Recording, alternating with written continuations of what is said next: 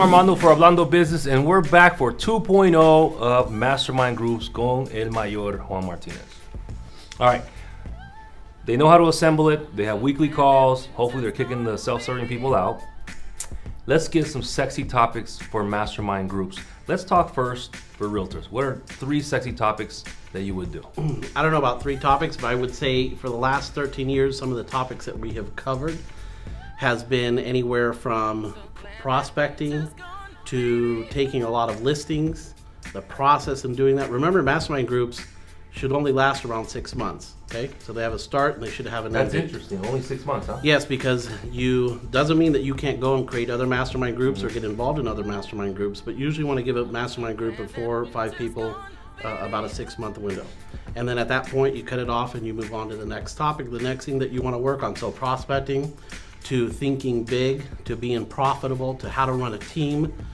There's how to work, how to hold your buyer agents accountable. Real quick, prospecting, besides cold calling, what are some of the prospecting action items can be discussed? So prospecting could be, who am I calling? At what time am I calling? Okay. Where am I producing phone numbers? Got it.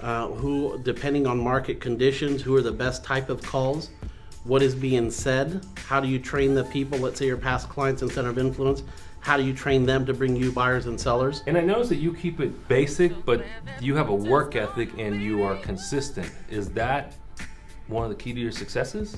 My work ethics? Mm-hmm. I could go to any market, okay, in anywhere in the country, and my work ethics will allow me to beat my competition every single time. Okay. Because I'm willing to work. Like I always. For our lender members out there, can the same topics be applied for them? Absolutely. So for example, now I'm retired from real estate sales and now I'm a real estate broker. So I'm in 2 mastermind groups, okay, that are some of the very best brokers in the country. Why? Because I'm trying to create the exposure for myself, hold myself accountable, talk about things of where I want to be. So for example, right now I'm at 50 agents. I want to get to 200 to 300 agents. So I'm going to spend time with brokers that already have that 200 or 300 agents, so I could start acting like them, thinking like them, processing like them. So I want to be at that level. That's part of being in a mastermind group, allows you to grow.